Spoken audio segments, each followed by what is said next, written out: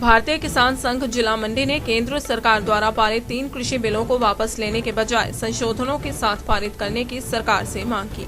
किसान संघ ने किसान आंदोलन की आड़ में विरोध के गलत तरीके अपनाए जाने का भी विरोध किया। भारतीय किसान संघ के प्रदेश उपाध्यक्ष रोशन लाल सैनी ने कहा कि किसान का कोई भी उत्पाद एमएसपी न्यूनतम समर्थन मूल्य के नीचे न बिके और एमएसपी का कानूनी प्रावधान हो। उन्होंने कहा कि कृषि न्यायालय का गठन किसानों के गृह जिले में ही हो, जिससे किसानों से संबंधित सभी विवादों का शीघ्रता से निपटारा हो। उन्होंने कहा कि कॉन्ट्रैक्ट फार्मिंग करने वाली कंपनियों को किसान का उत्पाद खरीदने के लिए बाध्य किया जाए। साथ ही बैंक में कंपनियों की जमानत राशि जमा हो और उसकी सूची भी पोर्टल पर दर्ज हो, जिसे देखकर किसान अपना कृषि उत्पाद बेच सकें। मध्य प्रदेश उपाध्यक्ष आजकल दिल्ली के अंदर जो किसानों का एक आंदोलन चल रहा है, हम उस आंदोलन का पूरी तरह विरोध करते हैं। भारतीय किसान संघ जो सरकार एक नया कानून लेके आई है, उसमें कुछ संशोधन करके उसका समर्थन करती है। भारतीय किसान संघ की डिमांड है, हमारी इससे पहले भी सरकार से बातचीत हुई है कि एमएसपी का जो कानून है वो लिखित में होना चाहिए और एमएसपी का जो प्राइस है सरकार की तरफ से फिक्स किया जाए। उससे नीचे कोई भी कंपनी किसानों से कोई भी अनाज नहीं खरीदे। दूसरा, किसान न्यायालय का एक गठन किया जाए। जो कंपनी और किसानों के बीच में आपसी झगड़े होंगे उनका निपटारा किसान न्यायालय में जल्दी से जल्दी किया जाए, ऐसा न्यायालय का गठन किया जाए। जो कॉन्ट्रैक्ट फार्मिंग के ऊपर बातचीत चल रही है, कॉन्ट्रैक्ट फार्मिंग पहले भी होती थी, आगे भी होगी।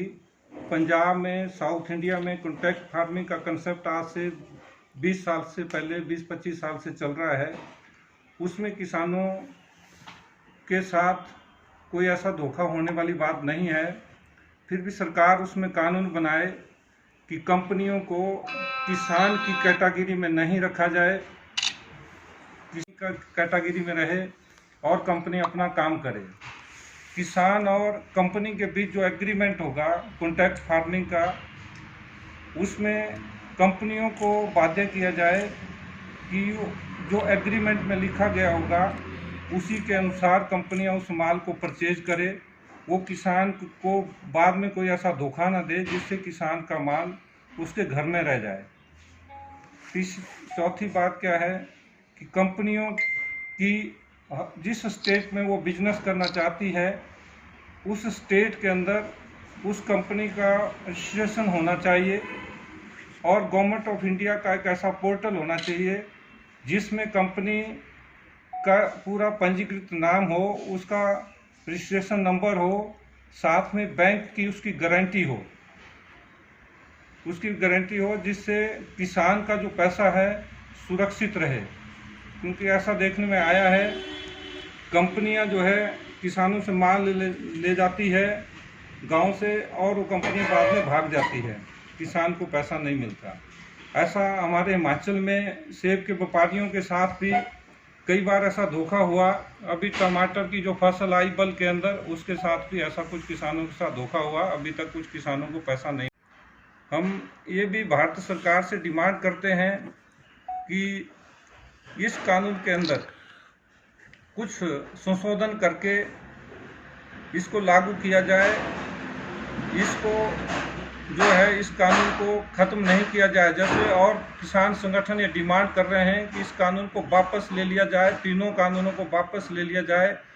हमारी ये मांग नहीं है, हम ये मांग दोबारा बार बार कर रहे हैं कि इस कानून को लागू किया जाए, क्योंकि एक देश है, एक मार्केट होनी चाहिए। ये जो लड़ाई लड़ी जा रही है, जो दिल्ली में जो भारतीय किसान संघ इसका विरोध करता है, क्योंकि जो दिल्ली में किसान लोग संगठन बैठे हैं वो कुछ राजनीतिक लोगों के साथ मिलजुल कर इस संगठन को चला रहे हैं और उनकी जो डिमांड है वो 2 स्टेटों तक सीमित है।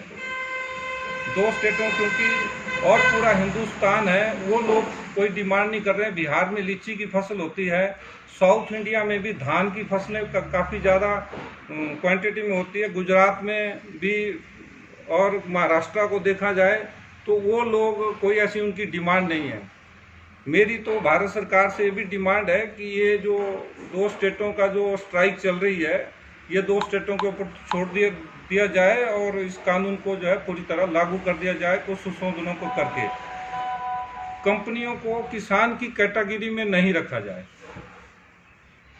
जो गवर्नमेंट ने उसमें कुछ प्रावधान किया है कि कंपनियां किसान की कैटेगरी में रहेगी, तो कंपनियों को कंपनी एक्ट के अनुसार रजिस्ट्रेशन किया जाए और किसान को किसान की कैटेगरी में रहना दिया जाए, जिससे क्या होगा कि जो गवर्नमेंट ऑफ इंडिया से जो किसानों को बेनिफिट मिलेंगे वो ऐसा ना हो कि ये कंपनियां उस बेनिफिट को लेकर बड़ी बड़ी कंपनियां खड़ी हो जाए और किसानों के साथ वहाँ धोखा हो जाए, वो नहीं होना चाहिए।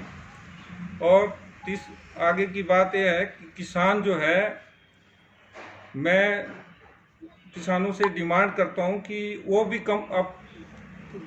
अपने बच्चों को इस काम में लगाएं, क्योंकि वो ज़माना चला गया कि जिसमें अनपढ़ बेटे को आप खेती में लगाते थे। अब पढ़े लिखे लोग IIT पास आउट इसमें आ रहे हैं, तो जो FPO का जो गवर्नमेंट ऑफ इंडिया कंसेप्ट लेके आई है, फार्मर प्रोड्यूसर ऑर्गेनाइजेशन, उसको बनाने की किसान भाई मिलकर तैयारी करें, तभी इन बड़ी कंपनियों से लड़ाई लड़ी जा सकती है। जब हम लोग FPO बनाएंगे तो होगा क्या, हर डिस्ट्रिक्ट के अंदर जब बड़े FPO हमारे अपने होंगे, किसानों के होंगे, उसमें किसान ही मेंबर होंगे, किसान का बेटा ही उस कंपनी को चलाएगा, तो उससे कंपनियां जब आएगी तो उस किसान की कंपनी से उनको बात करनी पड़ेगी, तभी वो गांव में जा सकती है, तभी वो माल परचेज कर सकती है। अगर हमारे किसान भाई इस ओर ध्यान देंगे तो आने वाले टाइम में जो सरकार कानून लेके आई है वो बहुत अच्छा है और इस देश में एक बहुत बड़ा बदलाव जो है आज़ादी के बाद जो किसानों को मिलेगा, आने वाले 2 या 3 साल के अंदर इसके रिजल्ट आना शुरू होंगे, क्योंकि इसमें बहुत बड़ा एक ग्रुप है जो इस कानून को लागू होने नहीं चाहता।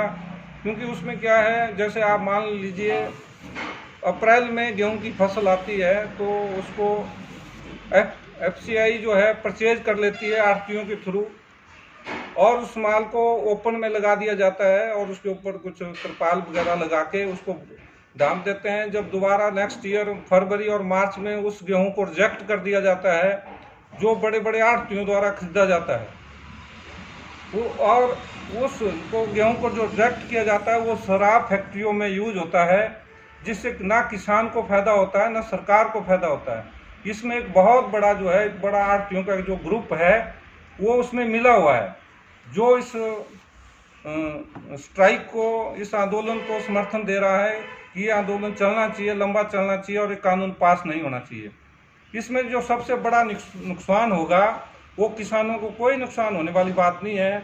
जो सबसे बड़ा नुकसान होगा वो जो हमारे आढ़ती लोग हैं, आने वाले टाइम में वो लोग इस धंधे से हट जाएंगे, क्योंकि उनको किसानों के साथ जो उन्होंने आज तक धोखा किया है वो नहीं चलेगा, क्योंकि इसमें बड़ा साफ सुथरा बिजनेस होने वाला है। इसलिए आढ़ती ही इसमें मिले हुए हैं। सबसे यही डिमांड है कि इस कानून को लागू किया जाए और इसमें कुछ संशोधन जो हमने लिखित में भारत सरकार को दे रखे हैं, कृषि मंत्री को दे रखे हैं, उनको संशोधन करके लागू किया जाए। धन्यवाद। दिव्य हिमाचल टीवी के लिए नेर चौक से राजू धलारिया की रिपोर्ट।